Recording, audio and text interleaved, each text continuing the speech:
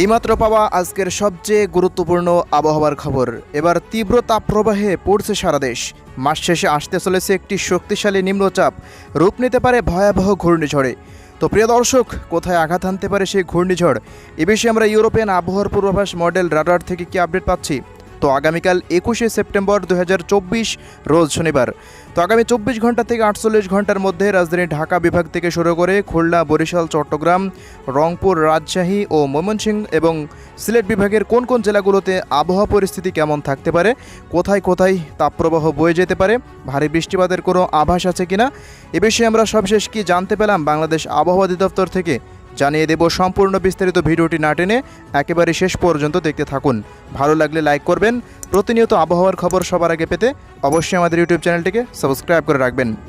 তো প্রিয় দর্শক, আমরা প্রতিদিনের মতো শুরুতে একটু নজর রাখবো স্যাটেলাইট ইমেজে কোথায় কেমন মেঘের আনাগোনা রয়েছে সেটি দেখার জন্য। তো এই মুহূর্তে আমরা যেটি লক্ষ্য করছি, সন্ধ্যার পর থেকে দেখতে পাচ্ছেন চট্টগ্রাম বিভাগের অধিকাংশ জেলা জুড়ে শুরু হয়ে গেল শক্তিশালী বজ্রবাহী মেঘের আনাগোনা। সেই সাথে রয়েছে দেখতে পাচ্ছেন তীব্র বজ্রপাত। তো এই মুহূর্তে খাগড়াছড়ি, লংকুদু, দীঘিনালা থেকে শুরু করে এদিকে ছাগলনাইয়া, দাগনভূঞা, হাটহাজারি, রাঙ্গামাটি, রাজস্থলী, রাওয়ানছড়ি, সাতকনিয়া, থানচি থেকে শুরু করে বান্দরবান, টেকনাফ পর্যন্ত প্রত্যেকটা অঞ্চল জুড়েই দেখতে পাচ্ছেন তীব্র বজ্রপাত অব্যাহত রয়েছে। বিভিন্ন অঞ্চল জুড়ে হালকা মাঝারি বৃষ্টিপাতও হতে দেখা গেছে সন্ধ্যার পর থেকে। এছাড়া প্রিয় দর্শক, এদিকে দেখতে পাচ্ছেন ব্রাহ্মণবাড়িয়া থেকে শুরু করে ঢাকা বিভাগেরও বিভিন্ন অঞ্চলে এই মুহূর্তে প্রবেশ করে গেল শক্তিশালী বজ্রবাহী মেঘ। মুন্সিগঞ্জ থেকে শুরু করে দেখতে পাচ্ছেন অধিকাংশ জেলা, এদিকে দেখতে পাচ্ছেন শিবচর, মাদারীপুর, গৌর নদী থেকে শুরু করে টঙ্গিপাড়া, শরীয়তপুর, মাদারীপুর, এই সমস্ত অঞ্চলগুলোতেও এই মুহূর্তে তীব্র বজ্রবাহী মেঘের আনাগোনা লক্ষ্য করা যাচ্ছে। বাদবাকি বরিশাল বিভাগের ওপরেও দেখতে পাচ্ছেন চট্টগ্রামে যে মেঘমালাটি তৈরি হয়েছিল সেটি এই মুহূর্তে প্রবেশ করে গেছে। বরিশাল বিভাগের প্রত্যেকটা অঞ্চলের আকাশ এই মুহূর্তে পুরোটাই মেঘলা হয়ে রয়েছে, এমনটা আমরা পূর্বাভাস অনুযায়ী দেখতে পাচ্ছি। বাদবাকি প্রিয় দর্শক, এই মুহূর্তে খুলনা বিভাগেরও কিছু কিছু অঞ্চল জুড়ে বজ্রবাহী মেঘের ঘনঘটা ঘটতে শুরু করে দিয়েছে।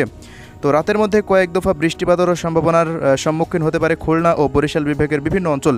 বাদবাকি যদি আমরা রংপুর বিভাগের দিকে লক্ষ্য করি, তো দেখতে পাচ্ছেন রংপুর বিভাগে আকাশ সম্পূর্ণটাই পরিষ্কার রয়েছে, কোনো জেলাতেই তেমন ভারী মেঘের কোনো আনাগোনা নেই। এছাড়া প্রিয় দর্শক, ময়মনসিংহ, সিলেট, রাজশাহী প্রত্যেকটা বিভাগের প্রত্যেকটা জেলার আকাশ সম্পূর্ণটাই পরিষ্কার রয়েছে। তো রাতের মধ্যে এইসব অঞ্চলগুলোতে তেমন ভারী বা হালকা মাঝারি বৃষ্টির কোনো সম্ভাবনা নেই। তবে এই মুহূর্তে যেই সমস্ত অঞ্চলগুলোতে বজ্রবাহী মেঘ রয়েছে সে সমস্ত অঞ্চলগুলোতে হালকা মাঝারি বৃষ্টিপাত হতে পারে। তো প্রিয় দর্শক, আমরা কথা না বাড়িয়ে সরাসরি চলে আসলাম 21শে সেপ্টেম্বর রোজ শনিবারের বৃষ্টিপাতের আপডেটে। তো দেখতে পাচ্ছেন সকালের মধ্যে কয়েকটি অঞ্চলে ছিটেফোঁটা বৃষ্টিপাতের সম্ভাবনা রয়েছে। কলাপাড়া, মঠবাড়িয়া, এরপর পিরোজগঞ্জ থেকে শুরু করে এদিকে পিরোজপুর, মঠবাড়িয়া, এরপর মির্জাগঞ্জ দেখতে পাচ্ছেন, লালমোহন, এই সমস্ত অঞ্চলগুলো, এবং এদিকে দেখতে পাচ্ছেন চট্টগ্রাম বিভাগের বেশ কয়েকটি অঞ্চল, চট্টগ্রাম, ফটিকছড়ি, এরপর খাগড়াছড়ি থেকে শুরু করে কয়েকটি অঞ্চলে হালকা মাঝারি বৃষ্টিপাত হতে পারে।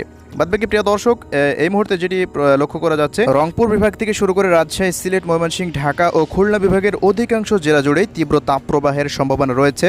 তো তাপমাত্রা আরও বৃদ্ধি পেতে পারে। তো প্রিয় দর্শক, এদিকে দেখতে পাচ্ছেন বেলা গড়ানোর পর কয়েকটি অঞ্চলে বৃষ্টিপাত থাকতে পারে, সুন্দরবন অঞ্চলে মূলত। তবে দেশের অভ্যন্তরে তেমন বৃষ্টিপাত লক্ষ্য করা যাচ্ছে না। তবে চট্টগ্রাম বিভাগের কয়েকটি অঞ্চল জুড়ে হালকা থেকে মাঝারি ধরনের বৃষ্টিপাত হলেও হওয়ার সম্ভাবনা রয়েছে। তবে আকস্মিক বৃষ্টিপাত থাকতে পারে, যেটি আমাদের পূর্বাভাস অনুযায়ী বলা সম্ভব নয়। বাকি দেশের অন্যান্য জেলাগুলোতে দেখতে পাচ্ছেন রংপুর বিভাগের প্রত্যেকটা জেলা, রাজশাহী বিভাগের প্রত্যেকটা জেলা এবং এদিকে ময়মনসিংহ ও সিলেট বিভাগের অধিকাংশ জেলাতেই তাপমাত্রা থাকবে তীব্রতর এবং সেই সাথে ভ্যাপসা গরম অব্যাহত থাকবে, প্রচুর পরিমাণ ঘাম ঝরবে শরীর থেকে। তো এই হলো পূর্বাভাস প্রিয় দর্শক। আমরা যদি আরও পরবর্তী সময়ে চলে যাই, আস্তে আস্তে দেখতে পাচ্ছেন তেমন কোনো বৃষ্টিপাতের আপডেট পাওয়া যাচ্ছে না।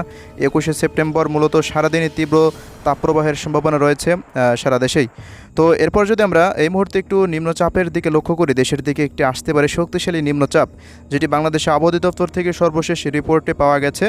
তো মূলত প্রিয় দর্শক, 23 তারিখের পর থেকে আগামী 29 তারিখের মধ্যে একটি নিম্নচাপ দেশের মধ্যে আঘাত আনতে পারে, যেটি পরবর্তী সময়ে ঘূর্ণিঝড়েও রূপান্তরিত হওয়ার সম্ভাবনা রয়েছে।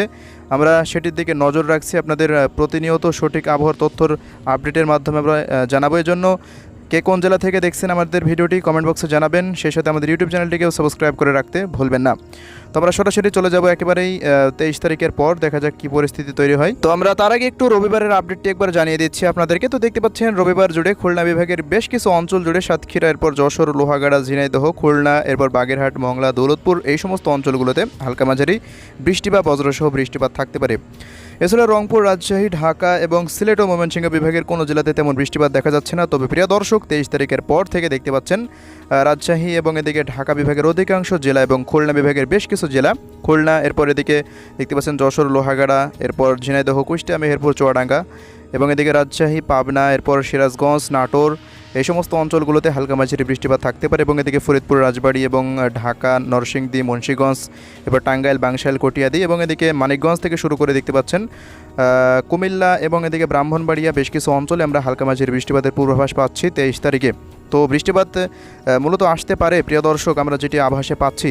তো আমরা আরও পরবর্তী সময় চলে যাচ্ছি, দেখা যাক 24 তারিখের পর থেকে আবহাওয়া পরিস্থিতি কেমন থাকতে পারে। তো দেখতে পাচ্ছেন 25 তারিখের পর থেকে লাগাতার একটানা বৃষ্টিপাতের আবহাওয়ার পূর্বাভাস মডেল রাডার থেকে দেখা যাচ্ছে 25, 26, 27, 28 ও 29 তারিখ পর্যন্ত লাগাতার বৃষ্টিপাতের সম্ভাবনা রয়েছে, যেটি বাংলাদেশের দিকে যে একটি নিম্নচাপ আসতে পারে এর হাত ধরেই কিন্তু এই বৃষ্টিপাতের সম্ভাবনা হতে পারে দেশ জুড়ে। তো এর মধ্যে কিন্তু 22 তারিখ পর্যন্ত, 23 তারিখের পর্যন্ত কিন্তু সারা দেশব্যাপী একটি তীব্র তাপপ্রবাহের সম্ভাবনা রয়েছে। তো আমরা যদি এই মুহূর্তে একটু নিম্নচাপের দিকে লক্ষ্য করি, তো দেখতে পাচ্ছেন 23 তারিখের পর থেকে বঙ্গোপসাগর আস্তে আস্তে একটু উত্তাল থাকার সম্ভাবনা রয়েছে এবং দেশের মধ্যে দেখতে পাচ্ছেন প্রচুর পরিমাণ জলীয় বাষ্প প্রবেশ করছে। এরপর 24 তারিখের পর থেকে একটি ঘূর্ণাবর্ত তৈরি হতে পারে, দেখতে পাচ্ছেন বঙ্গোপসাগরে একটি ঘূর্ণাবর্ত সৃষ্টি হওয়ার মতো একটি পরিবেশ তৈরি হয়ে যাচ্ছে।